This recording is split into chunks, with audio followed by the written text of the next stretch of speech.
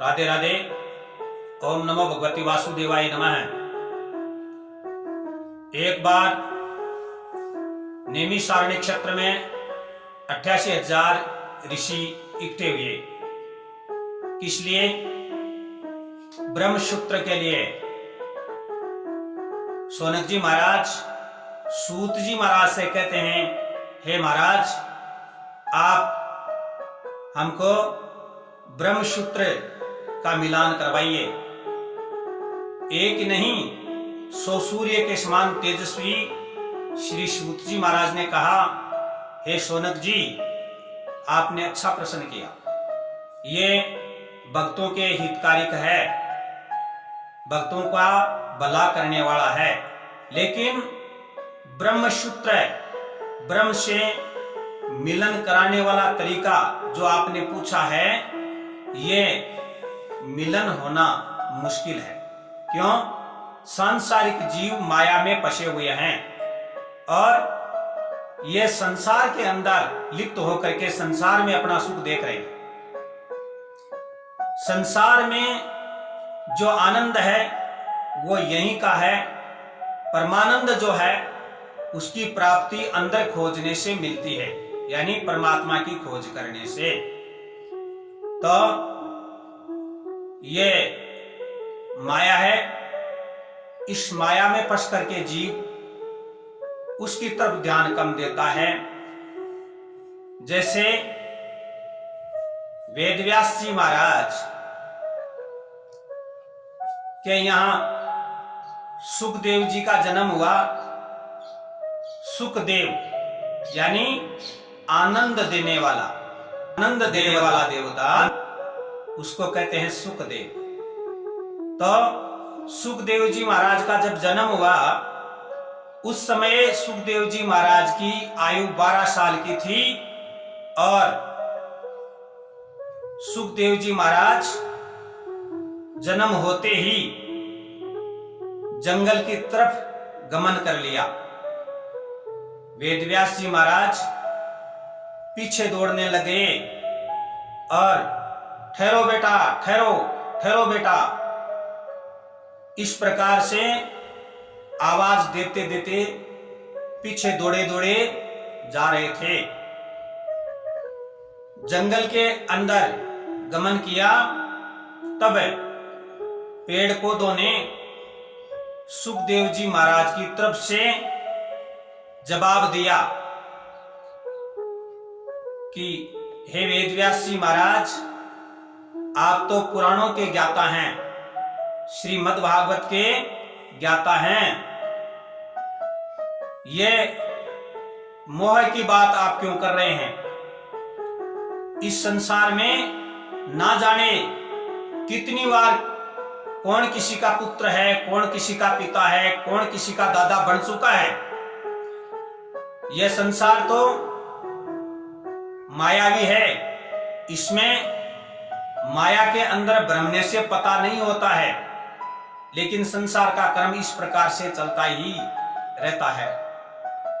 कौन किसी का माता पिता है, कौन किसी का भाई, कौन किसी का छोरी छोरा, उनकी कौन लुगाई, यह सब माया का परिवार, यह सब माया का परिवार है। हे महाराज, आप शास्त्र के करके उच्चारण कर रहे हो, क्यों मोह में फंस रहे हो, क्यों इसके पीछे पीछे दौड़ रहे हो?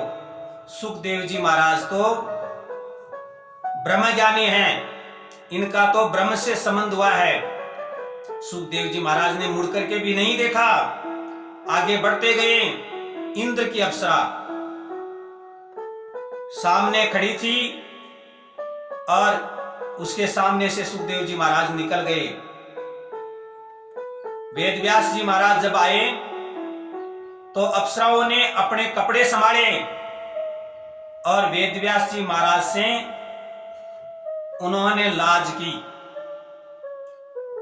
तब वेदव्यास जी महाराज ने कहा कि हे अप्सराओं, जब मेरा पुत्र आपके सामने से निकला तब तो आपने कोई शर्म लाज नहीं की, और मैं निकला हूं उस समय आप मेरे से लज्जा की। इसका क्या कारण है? तब अप्सराओं ने कहा, हे महाराज, सुखदेव जी महाराज तो ब्रह्मज्ञानी हैं, उनके पत्थर और सोना बराबर है, और आप जो हैं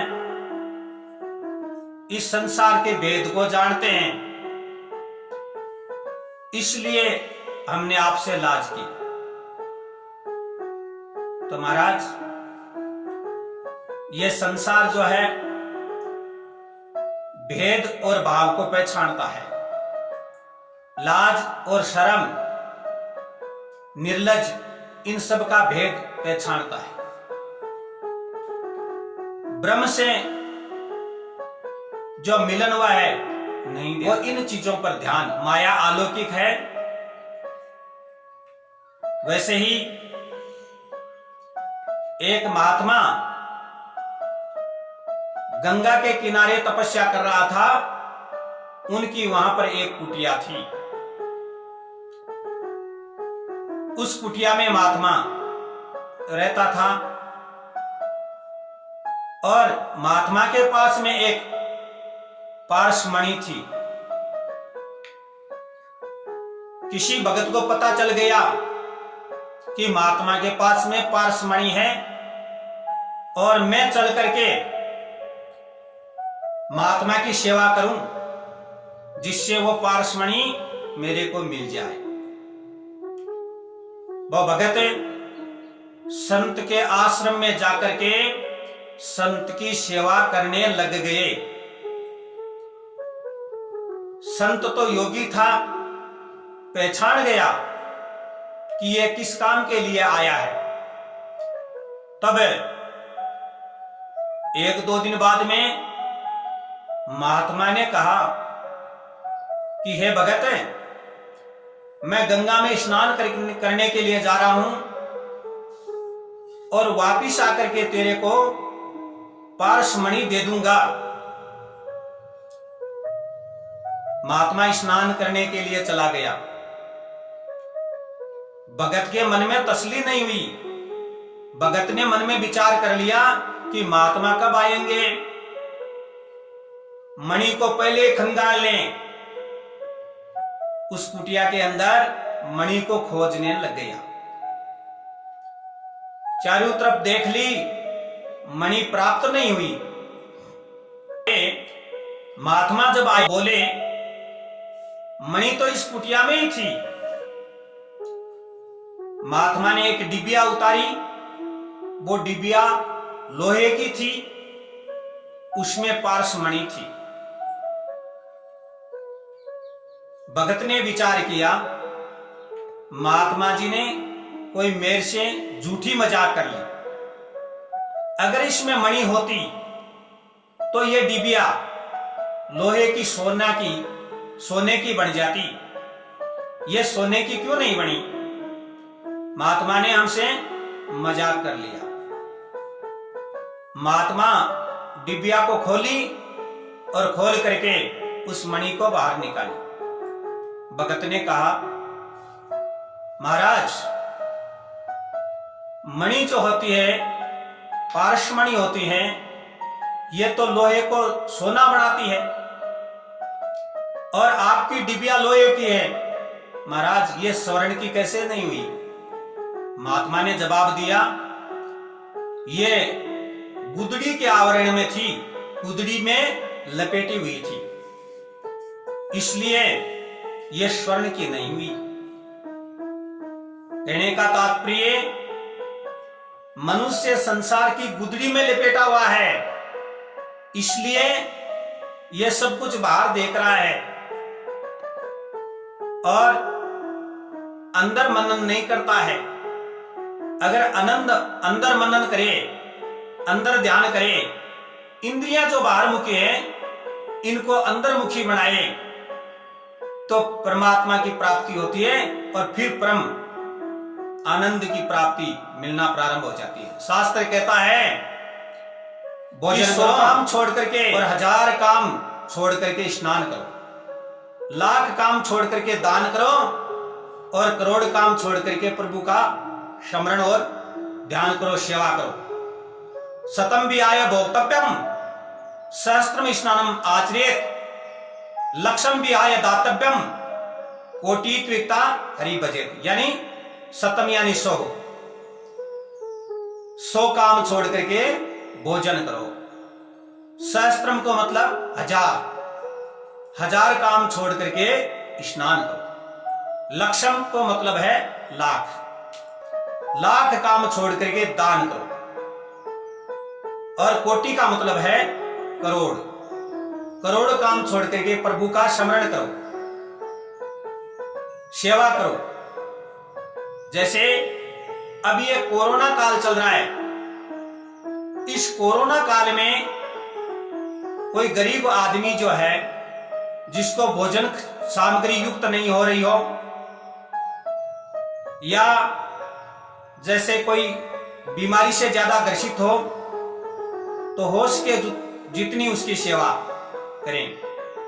जैसे गायें हैं, गौशाला, उनके अंदर चूरी है, बांट है या चारा है, वो डलाओ, सेवा करो। सेवा का फल ही मेवा है। जीव जब परमात्मा से मिलने के लिए आतुर होता है, तो परमात्मा की कृपा से संत मिलते हैं। स्वाद भोजन में नहीं है, भूख के कारण ही है। मनुष्य को परमात्मा मिलन की भूख जब तक नहीं लगे, तब तक संत मिलने पर भी उसके प्रति सद्भाव नहीं जागता। इसका एक ही कारण है कि जीव को भगवत दर्शन की इच्छा हुई नहीं। वक्त का अधिकार सिद्ध होता है, वक्त का अधिकार सिद्ध होना चाहिए और श्रोता के भी अधिकार सिद्ध होने चाहिए। सूत जी कहते हैं जीवात्मा अंश है और परमात्मा अंशी। अंशी से अंश अलग हो गया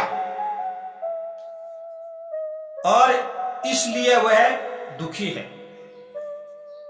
अंशी अर्थात परमात्मा में मिल जाने पर ही जीव कृतार्थ होता है। परमात्मा कहते हैं मम अंशो जीवलोके, तू मेरा अंश है, तू मुझसे मिलकर के कृतार्थ होगा। नर नारायण का अंश है, अंश नर, अंशी नारायण। नारायण